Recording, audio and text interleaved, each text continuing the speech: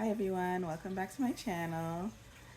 Today we're going to be talking about a topic that not a lot of us like to talk about because it could get very sticky. The topic that I'm speaking about is forgiveness. It is important that we forgive, but do we like to do it? And when we do forgive, are we forgiving completely? Let's get into it. First, let's start about talking about what does it mean to forgive. What is the definition of forgiveness? And I'll give you the dictionary definition. It says forgiveness is an intentional decision to let go of resentment and anger. So you have to be intentional when forgiving, and it's hard. Forgiveness is hard, especially when someone really, really, really hurt you. And especially if it's someone that you think would never do anything to hurt you. Then it's so hard, and you don't even know what are the first steps to take when forgiving someone. A lot of times we wait for someone to ask for forgiveness, and sometimes you won't get that because sometimes individuals don't even know that they've hurt you in some instances, and in other instances, they're choosing not to ask for forgiveness. So, who is forgiveness for?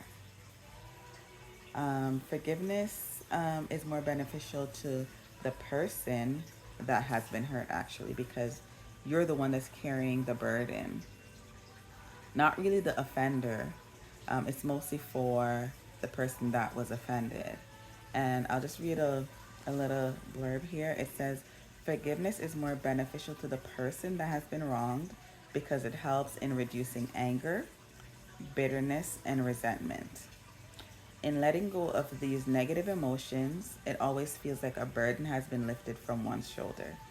So I don't know if you've been in a situation before where you had to forgive and you felt like, I don't want to because this person has hurt me so bad, and I don't want to give them the opportunity to hurt me again.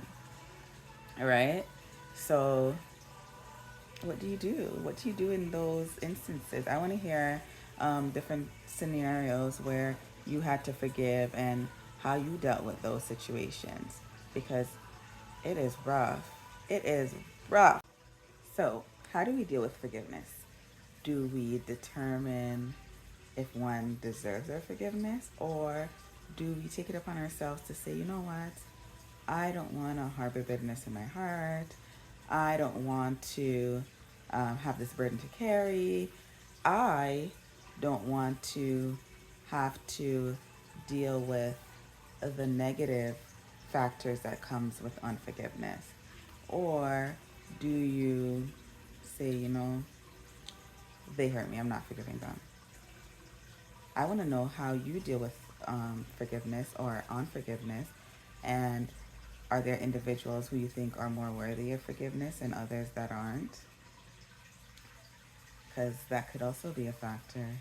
So if we do decide to forgive, are we completely forgiving, or are we deciding that I am going to forgive you somewhat, but things will never be the same between us? I'm going to just keep you over there. If it's a friend, we're not really going to be close friends. Now we'll just be acquaintances. And if it's a family member, that's kind of tricky, right? How do we disown our family members?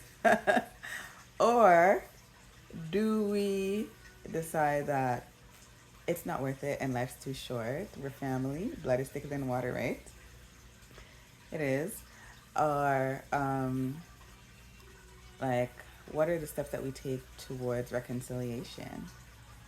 Because there's so many different things that individuals could do that can hurt you. Some you might feel like it's not worthy of forgiveness in any sense. especially when you feel like someone did it intentionally. And oh my gosh, it's rough. Just thinking about like different situations where I've been hurt in the past, and a lot of times I just felt like, oh my gosh, like how am I going to overcome this? Or how do I deal with this? Because sometimes there's individuals that you can't just erase out of your life. It that would have been an easy way, but there's just times where you can't just erase someone out of your life. If it's your family members, if it's your kids or your spouse, or you can't just erase them out of your life, right? So there are steps that needs to be taken. So if someone comes and asks for forgiveness, there's steps that needs to be taken in order to reconcile. But if one does not come and ask for forgiveness, then it's something that you have to take upon yourself to do. Forgiveness can be very tricky. So what are signs that one has forgiven? So, so you will know that you have forgiven someone if you're able to think about the person without feeling angry or have any grudge or feelings of malice towards that person. Like, you know what? I've let it go. I'm not gonna carry this. I've let that situation go, and I am free. So you don't feel malice. You have no grudge against the person. You wish them well, and you genuinely want the best for those people. You know that I've let it go. I've let it go. And one thing to note is that when forgiving someone, it doesn't mean that you forgot what they did, and it does not mean that you condone their behavior. Because sometimes we feel like, okay, forgive and forget. No, you don't forgive and forget. You forgive, you release the person, you release the anger, you release the bitterness, you release the resentment, but you don't forget what they did. And sometimes you will still feel hurt that that occurred, but you still don't hold a grudge or a malice. And you're definitely not condoning their behavior because they did wrong, right? They did wrong, and we're not about to condone bad behavior around here. Let's go into what the Bible says about forgiveness. So, Ephesians 4, verse 31 to 32, and this is the New Living Translation. I really like that translation because I feel like everything is really clear. It says, "Get rid of all bitterness, rage, anger, harsh words, and slander, as well as all types of evil behavior." Verse 32 says, "Instead, be kind to each other, tender-hearted, forgiving one another, just as God, through Christ, has forgiven you." So, a lot of times we want forgiveness, but we're not willing to forgive. But from a biblical perspective, if you are seeking forgiveness, you have to also be willing to forgive. How are you looking for forgiveness when you are harboring someone in your heart?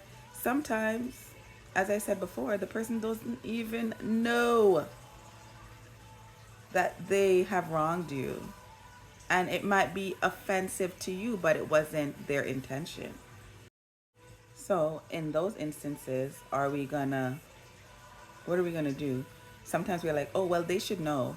And maybe the person have come to you and said, oh, like, they see that you're moving a certain way. And they're like, what happened? And in your head, you're like, how do they not know what they did? They should know what they did. People are not mind readers. There are people that habitually do things to offend and hurt individuals, but there's some people that genuinely are not aware. Like, for instance, like sometimes I could be very sarcastic with my words. And most of my friends, they're chill, they get it, you know? And they don't even pay me any mind at all. They are just like, that's how she is. The sarcasm just comes out sometimes. And there are other individuals that don't know me that well that would think that I'm being maybe rude, but that's not the case, right? So we have to be mindful. Obviously, we have to be mindful of our audience, but also um, we have to be mindful that not everyone is gonna be able to know that we have offended them. And it's always good if we're to go to someone if we're feeling that, okay, I felt that this person didn't address it. Go to them. If that would help you to release the anger or whatever, go to them and say that, you've hurt me and this is what happened. And it could be just a misunderstanding. And if that's the case, you would have been holding up somebody in your heart for no reason. Waste of space in your heart. You know what I mean? So we need to be careful because sometimes someone hurt us and we also end up hurting ourselves even more by not addressing the issue. Um, and I want to know, how, what would you do in instances like that? Like, do you go to the person or do you keep it because you don't want to create an issue or rock the boat or like ignite a fire? Like, what do you do? So, some of my favorite quotes about forgiveness, and this one was quite interesting, and it makes you really think about like, am I really approaching this the right way? There is no love without forgiveness, and there is no forgiveness without love, by Brian H. McKill. So, there is no love without forgiveness, and there is no forgiveness without love. So, how can you say that you love somebody but you're not willing to forgive them? Like, genuinely love someone, you're not willing to forgive them. And how is it that you, it says there is no forgiveness without love? So, because you love someone, you would be willing to forgive them. So, I guess you're not able to forgive unless you love. So, they kind of go together, hand in hand, right? Another quote was, forgiveness doesn't change the past, but it does enlarge the future, by Paul Booz. So, you forgiving someone doesn't take away the fact that they did you wrong in any way. It doesn't excuse their behavior in any way. But it does take away the burden and it sets you up for a brighter future. So you're not carrying the luggage of unforgiveness, of the pain, of the hurt, the bitterness, and harboring hate in your heart. And that's something that you definitely do not want to carry through life. Right? So guys, just just comment and tell me what are situations that you've been in where you had to forgive or also seek forgiveness, right? Because sometimes we could be the offender. And how did you deal with those situations? And we'll be continuing on this topic because we need to find out about ways to deal with reconciliation and what steps do we take in that process as well. Okay, guys, thank you so much for being here with me today. Thank you for watching, and I'll see you again next time. Bye.